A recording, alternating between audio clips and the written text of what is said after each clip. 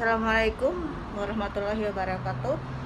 Waalaikumsalam warahmatullahi Halo teman-teman wabarakatuh. semuanya, kali ini di sharing online ini kita akan kedatangan nih tamu teman kita yang luar biasa, di mana beliau-beliau ini selain sebagai PMI, beliau juga menghabiskan liburnya untuk berwirausaha dan mempunyai kegiatan semacam pelatihan.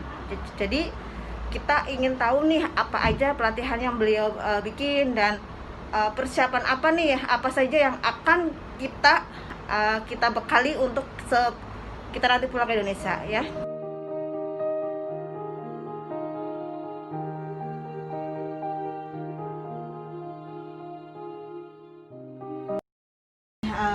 Pasti yang di Hong Kong tahu dong siapa beliau. Nah, beliau adalah yang mengelola Sukses International Club. Pastinya teman-teman sudah paham di mana dan apa saja sih kegiatan-kegiatan yang beliau lakukan selama masa pandemi ini. Halo, assalamualaikum.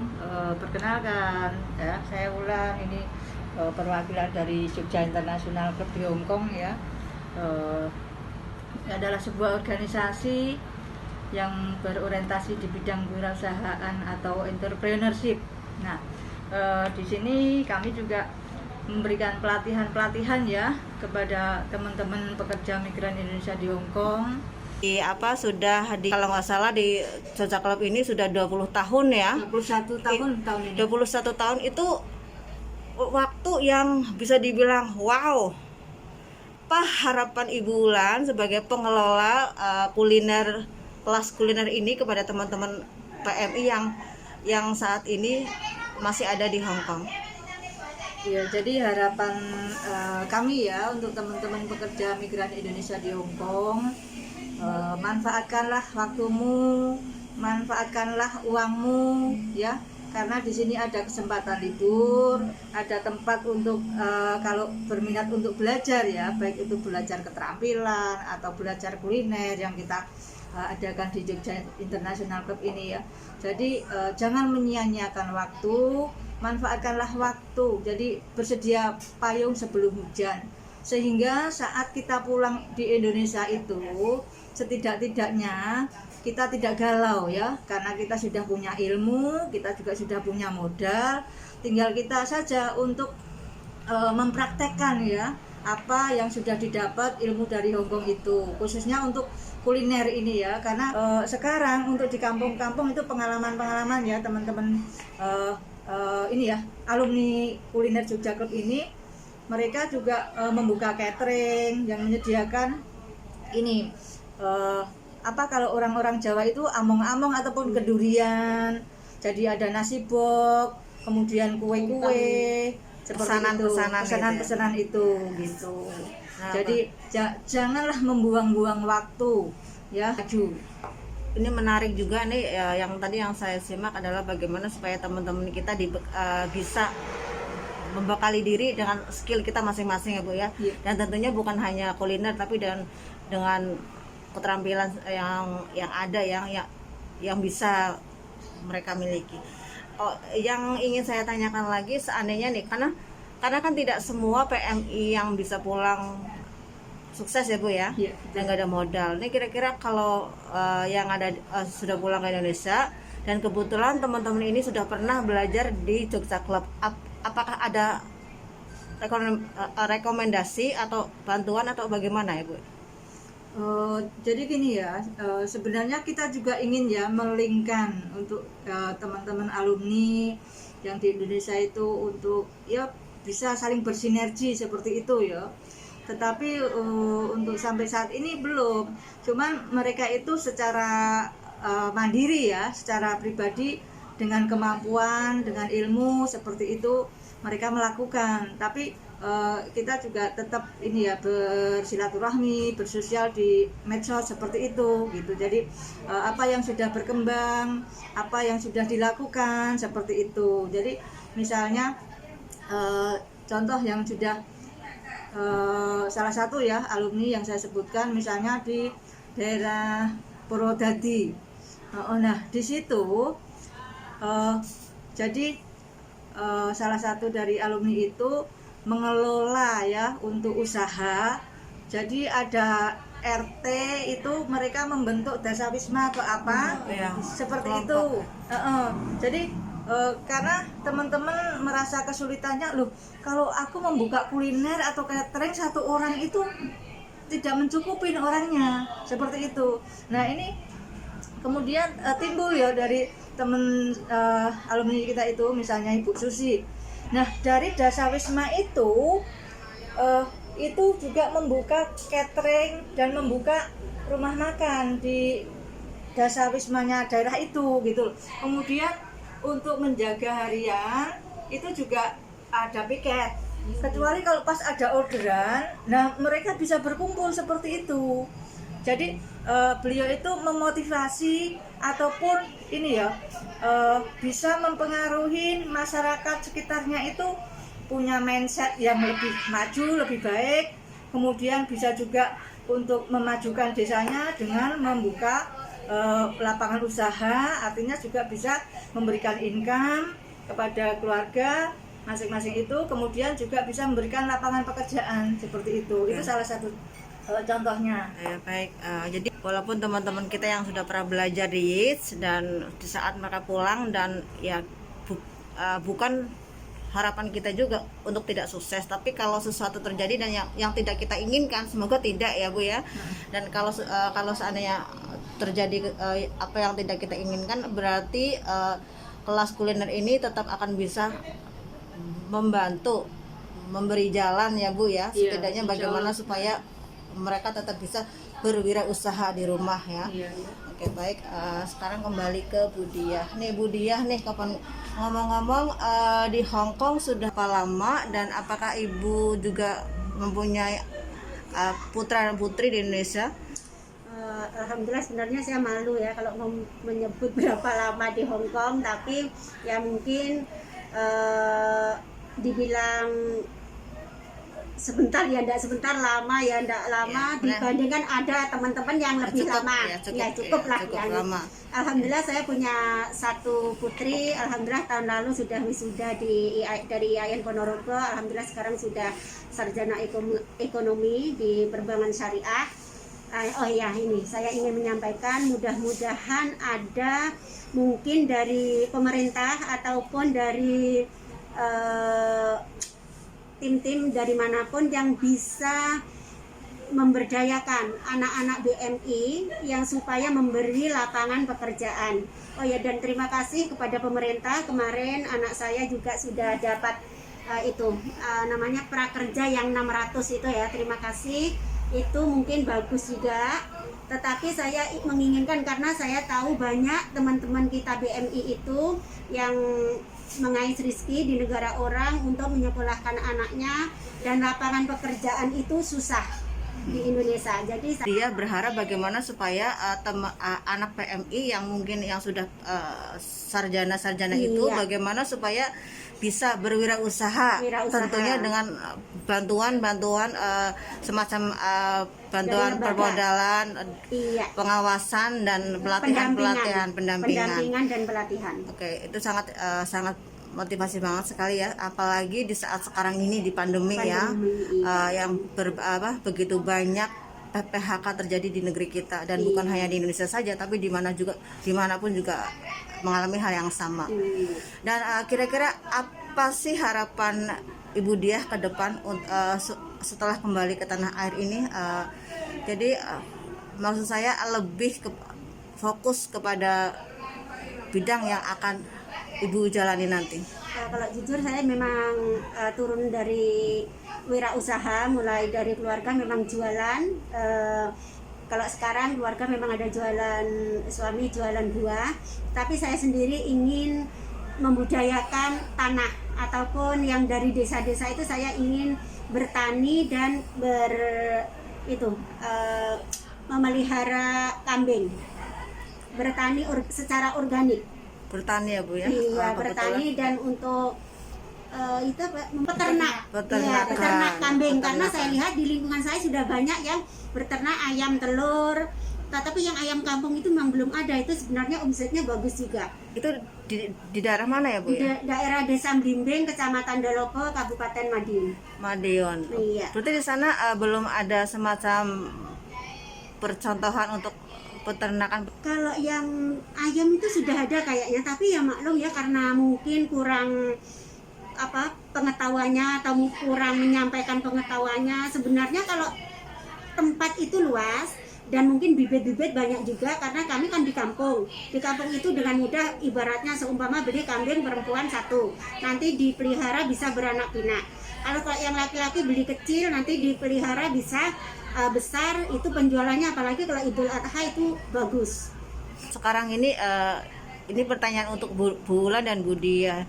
Jadi sekarang ini banyak sekali yang namanya investasi. Jadi teman-teman kita di Hong Kong juga banyak sekali ya Bu ya, yang menginvestasi sebagian gajinya untuk untuk teman-teman untuk semacam saham, baik saham dari apapun itu namanya. Kalau menurut Ibu Wulan gimana Bu Wulan? Untuk investasi ya. Iya. Ya, investasi itu macam-macam sih ya. Bisa juga kita bekerja sama, artinya memberikan modal ya kepada ya partner kita. Bisa juga untuk yang lain ya. Jadi tapi pengalaman saya ya, dan pengalaman yang saya dengar dari teman-teman saya ya, itu investasi yang kita tidak kelola sendiri itu, pengalaman saya juga ya, itu hasilnya nol, bahkan modal pun tidak kembali. Karena selama ini ya saya lakukan kan seperti ini pemikiran saya berinvestasi selagi saya ada di Hong Kong dan ada modal. Artinya itu juga merupakan persiapan saya agar nanti saat pulang saya itu ada income paling tidak ya per 6 bulan atau per tahun. Itu yang pertama. Yang kedua, paling tidak udah ada pekerjaan, karena kita sudah andil berinvestasi itu tadi. Artinya kita punya hak untuk mengelola juga. Artinya kita sudah siap untuk bekerja dan membantu usaha itu. Saya sudah lakukan banyak sekali ya, dan kerugian itu bukan hanya puluhan juta sih ya, mungkin hampir ratusan juta juga. Berarti belum jodoh ya Bu ya? Iya, tapi tidak ada sama sekali ya yang menghasilkan. Modal pun tidak kembali, bahkan persahabatan dari teman, karena kita keakraban maka kita saling percaya. Karena berinvestasi tidak menghasilkan, modal tidak kembali, itu juga menimbulkan konflik seperti itu juga. Jadi untuk investasi saya ini ragu ya, karena ya pengalaman itu tadi. Bahkan banyak juga teman-teman yang sudah tertipu melalui MLM itu ya. Itu banyak sekali ya yang tertipu, bukan puluhan juta, bahkan ratusan juta seperti itu. Sekali, ya. Sebenarnya maksud teman-teman itu bagus, paling tidak seperti yang saya sampaikan tadi, mengembangkan tapi uang kita kenyataannya supaya berjalan. iya, gitu kenyataannya kan lain, dinikmatin ya oleh orang misalnya MLM, ya itu tadi, bahwa kita itu sebenarnya dibodohin, tapi kita nggak sadar, tahu-tahu waktu yang sudah dijanjikan itu tidak menghasilkan, dan adanya hasilnya ya malah hujatan seperti itu gitu. Jadi sekarang saya walaupun ya bagaimanapun saya inginlah kalau mengelola itu ya kita harus terlibat seperti itu untuk usaha. Pak Wulan, bagaimana kalau untuk Budi ya? Kalau saya memang jujur, saya pribadi tidak setuju atau tidak suka, dan tidak pernah, alhamdulillah tidak pernah tertipu investasi apapun, karena saya mulai dari kecil mungkin diajari wirausaha. Ibarat jualan seperti ini, beli ini 20.000 kita jual 25, itu kan ada barangnya dan juga pasti laku, ada untungnya. Kalau investasi, apalagi investasi bodong yang seperti teman-teman saya banyak yang terjadi kena tipu kayak gitu, lebih baik jangan. Dan jujur saya pribadi juga tidak suka, tidak senang, tidak minat. Jadi kalau investasi seharusnya seperti yang disampaikan oleh Bu Wulan tadi, ibaratnya dihandle sendiri. Seumpama kita 4 orang, ibaratnya beli kambing 1, 4 orang berapa, itu sudah ada harga, ada barangnya, dijual juga ada untungnya. Jadi Begitu. sama-sama ya.